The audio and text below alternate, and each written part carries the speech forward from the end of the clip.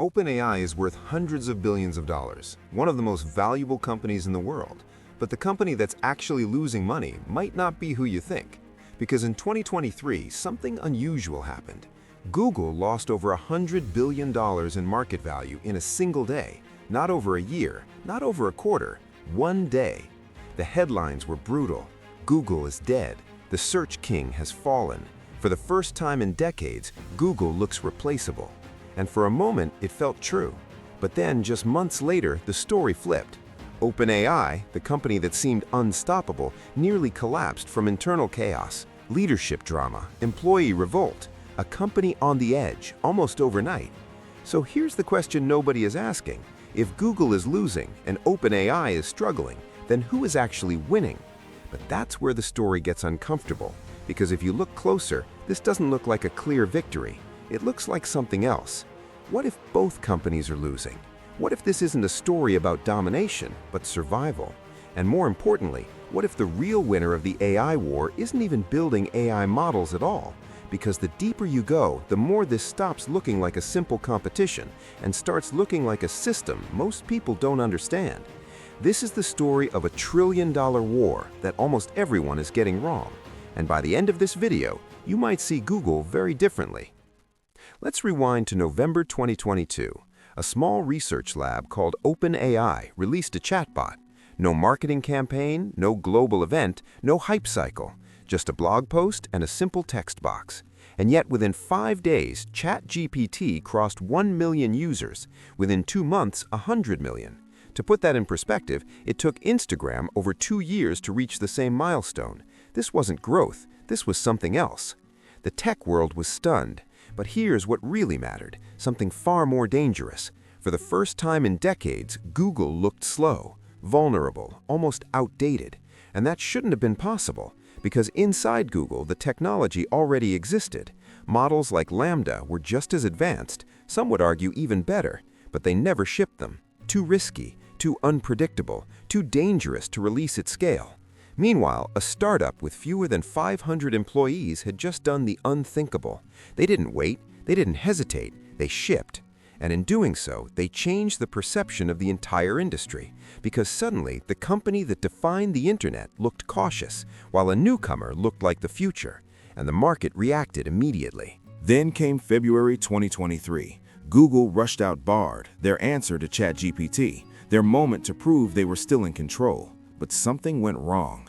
During a live promotional demo, Bard made a factual error about the James Webb Space Telescope. And Alphabet has lost $100 billion in market share after a mistake in its Twitter advertisement was revealed for its new chat AI called Brad, with the chatbot giving an inaccurate answer.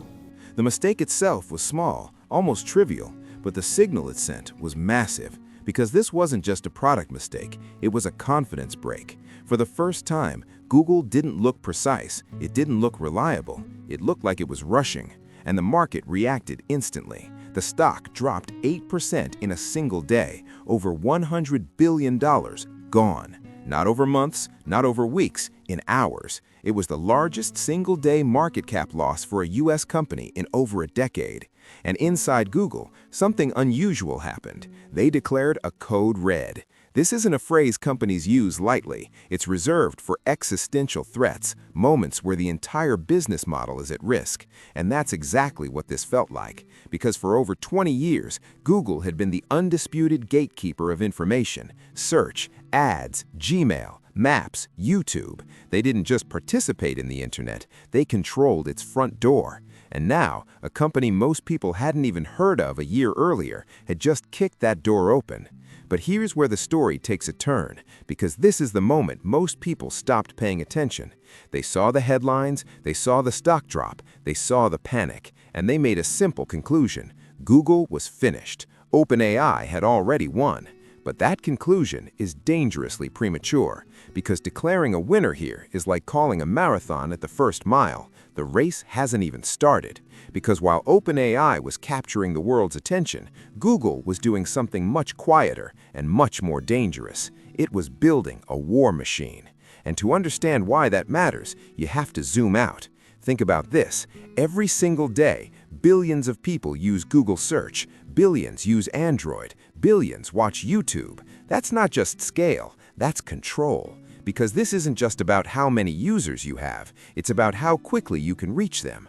And Google can deploy a new AI feature to billions of people almost instantly. No downloads, no onboarding, no acquisition cost. Just one update and the entire world changes. When Google launches a new feature on Search or YouTube, it doesn't roll out slowly. It reaches more people in a single hour than most companies reach in years. In fact, in one update, Google can touch more users than OpenAI has reached in its entire existence, and that changes the rules completely. Because in technology, the hardest thing to build isn't the product, it's distribution, and Google already owns it. But even that isn't the real advantage, because underneath all of this, there's something far more important, something most people never think about. Hardware. Because while OpenAI relies on nvidia GPUs, expensive, limited, and controlled by someone else, Google made a very different decision years ago. It built its own. Since 2015, Google has been developing custom AI chips called TPUs. These chips quietly power everything from search to DeepMind, and over time, they've become one of Google's biggest strategic advantages. Because in a world where AI models cost billions to train and millions to run, controlling the hardware isn't just an advantage, it's leverage. And Google has been building that leverage for nearly a decade. Here's a number to sit with. Training a frontier AI model doesn't cost millions, it costs hundreds of millions of dollars. And that's just the beginning, because once the model is trained, the real expense starts. Running it, scaling it, serving millions of users in real time. That cost never stops. In fact, OpenAI is estimated to spend around $700,000 every single day just to keep ChatGPT running. Every prompt, every response, every interaction. It all adds up. And those costs don't scale down, they scale up. Now compare that to Google. Because of its custom infrastructure, its own chips, its own data centers, Google operates at a completely different cost structure. Not zero, but significantly lower. And over time, that difference compounds, which leads to a much bigger reality. While OpenAI burns through investor capital to stay ahead, Google's AI operations are quietly funded by a $200 billion advertising empire. That means Google isn't playing the same game. It doesn't need to win quickly. It doesn't need to impress investors every quarter. It just needs to keep going. And in a war defined by cost, endurance becomes the ultimate advantage. And that changes everything. Now, let's be honest about the losses, because beneath all the headlines, both sides are bleeding. OpenAI on the surface looks unstoppable, an $80 billion valuation, deep partnerships with Microsoft, a global brand that practically defines modern AI. From the outside, it feels like they've already won. But underneath, the cracks are starting to show. Because OpenAI isn't just growing fast, it's also losing money at a scale most companies could never survive. An estimated $5 billion per year. That's more than what Uber was losing at its peak. And unlike traditional tech companies, this isn't a one-time investment. It's ongoing, relentless, because the revenue from ChatGPT subscriptions and enterprise deals only covers a fraction of the cost. The rest? It's being funded by Microsoft and by investors willing to bet on the future. But that raises a much bigger question. How long can that continue? Because at some point, the expectations change. Investors don't just want growth, they want returns. And right now, OpenAI doesn't have a clear path to profitability. Then there's the leadership chaos. In late 2023, something almost unthinkable happened. OpenAI's board suddenly fired Sam Altman. No warning, no clear explanation. The tech world has been thrown into chaos over the weekend when the company that gave us ChatGPT fired its CEO. Sam Altman, who has drawn comparisons to tech giants like Steve Jobs, was dismissed by the OpenAI board Friday. The move came as a complete surprise to everyone, including OpenAI's biggest investor, Microsoft. And it's all raising big questions about the future and safety of artificial intelligence. And within hours, the company started to fracture. Employees threatened to quit en masse. Microsoft stepped in and offered to hire the entire team. For a moment, it looked like OpenAI might collapse from the inside. And then, just as quickly as it started, it reversed. Altman was back within days, but the damage had already been done. Because OpenAI didn't look like a mission-driven organization anymore. It looked like a power struggle, a company caught between its board, its investors, and its biggest partner. And suddenly, the questions became unavoidable. Who actually controls OpenAI? Is it Microsoft? Is it the board? Or is it Sam Altman? And while all of this was unfolding, Google was facing a very different kind of crisis, a quieter one, but just as dangerous. Because instead of leadership instability, Google had a product problem. Have you used Google's AI search overviews, the feature that generates answers at the top of search results? On paper, it was supposed to be the future of search, but in reality, it became a liability. It told users to eat rocks. It suggested glue as a pizza ingredient. These weren't minor bugs. They were hallucinations, highly visible, highly embarrassing. And for a company built on trust, that's a serious problem. Google was forced to manually disable thousands of responses, not because the technology didn't exist, but because it couldn't be trusted.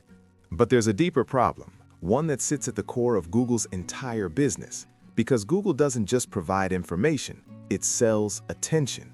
Its entire empire is built on ads, on users clicking links. But AI changes that. Because if an AI gives you a direct answer, you don't need to click anything. And if you don't click, Google doesn't make money. It's that simple, which creates a strange contradiction. The better Google's AI becomes, the more it risks destroying the business that made it successful in the first place. It's not just a technical challenge, it's a business dilemma. And it doesn't stop there, because at the same time, regulators are closing in. The US Department of Justice is actively trying to break Google's dominance. The antitrust case could force the company to sell off parts of its empire, Chrome, Android, even its control over search distribution. Now imagine that for a moment. You're trying to fight a trillion-dollar AI war while the foundation of your business is being challenged from the outside, from competitors, and from regulators. So here we are, two of the most powerful companies in the world, both under pressure, both exposed, both bleeding. But while everyone is focused on this battle, someone else is quietly getting rich. In every gold rush, the people who strike gold don't always win. The ones who do are the ones selling the tools. And in the AI gold rush, those tools aren't pickaxes or shovels. They're GPUs, networking systems, and the factories that make them. Because no matter who wins the AI race, everyone depends on the same foundation. Let's start with nvidia. Their chips, like the H100 and the newer Blackwell, have become the engine of the entire AI industry. Every major player relies on them. OpenAI, Google, Anthropic, Meta. Different strategies, different models, same dependency. And the result? NVIDIA's market value didn't just grow, it exploded from around $300 billion to over $2 trillion in just 2 years. That's not the success of a single AI product. That's the success of infrastructure itself. Then there's TSMC, the company that quietly manufactures the chips behind all of this. NVIDIA's GPUs, Apple's processors, Google's TPUs. Without TSMC, none of it exists. No models, no data centers, no AI boom. And yet, most people barely know its name, because while the spotlight is on AI companies, the real power sits deeper in the stack. Then there's Broadcom, not a company most people talk about, but one that sits at the center of this entire system. Because while GPUs do the computation, something has to connect them, and that's where Broadcom comes in. They build the networking chips that link thousands of GPUs into a single system, turning individual machines into massive AI supercomputers. And as these systems scale from tens of thousands of chips to hundreds of thousands, even millions, that connection layer becomes critical, because without it, the entire system breaks. Then there's Microsoft, arguably the smartest player in this entire game, because Microsoft didn't try to compete with OpenAI, it partnered with them. A $13 billion investment in exchange for something far more valuable: control over distribution. Every OpenAI model runs on Azure, which means every query, every enterprise deal, every product integration flows through Microsoft's infrastructure. So when OpenAI makes money, Microsoft makes money. And when OpenAI struggles, Microsoft is right there, offering more compute, more credits, more dependency. It's a position that's not just strategic, it's leverage, and it's incredibly difficult to escape. Which leads to an uncomfortable truth. When you watch the battle between OpenAI and Google, you're only seeing part of the picture, because the real war isn't happening in chatbots or demos, it's happening deeper, inside semiconductor fabs, inside data centers, inside the cables connecting everything together. That's where the real power sits. And that brings us to the most important idea in this entire story, because what you're watching isn't just a competition between two companies, it's something deeper. This war is not GPT versus Gemini, it's not chatbots versus search. It's a clash between two fundamentally different ways of building technology. On one side, you have OpenAI. They represent innovation, fast, disruptive, unapologetic, move first, break things, fix the problems later. That's how they captured the world's attention almost overnight. On the other side, you have Google. They represent infrastructure, slower, more deliberate, more defensive, build for scale, prioritize reliability, think in decades, not months. That's how they've survived and dominated for over 20 years. And this difference matters, because innovation gets the headlines, it creates excitement, it captures attention, but infrastructure wins the long game. And we've seen this pattern before. Take Amazon. In the early 2000s, they disrupted retail. Fast delivery, endless selection, a completely new way to shop. That was the innovation. But that's not what made them a trillion-dollar company. It was AWS, cloud infrastructure, quiet, invisible, almost ignored at the time. And yet, today, it generates the majority of Amazon's profits. The real power wasn't in the disruption, it was in what supported it. Now think about Apple. The iPhone was revolutionary. It changed the way we interact with technology. That was the innovation. But what made Apple unstoppable wasn't just the device, it was everything underneath it. The App Store, the supply chain, the custom chip design, the ecosystem. That's infrastructure, and that's what turned a great product into a dominant platform. Now bring that back to today. Google is betting that the same pattern will repeat, that OpenAI wins the first battle, but Google wins the war of attrition, the long game. But here's the twist. This time, it might not play out the same way, because there's a third outcome most people aren't considering. Neither side may win it all, because something else is happening, quietly but very quickly. The cost of intelligence is falling, and it's falling fast. What used to cost millions of dollars to train just a year ago is already becoming cheaper, faster, more accessible. Open-source models like Llama and Mistral are closing the gap. Not perfectly, not yet, but fast enough to change the direction of the entire industry. Because if this trend continues, and all signs suggest it will, then in just a few years, AI models themselves may stop being the advantage. They become a commodity, like electricity, like cloud computing, always available, increasingly cheap, and no longer a differentiator. And when that happens, the entire game shifts, because the value won't be in the model, it will be in what you build on top of it.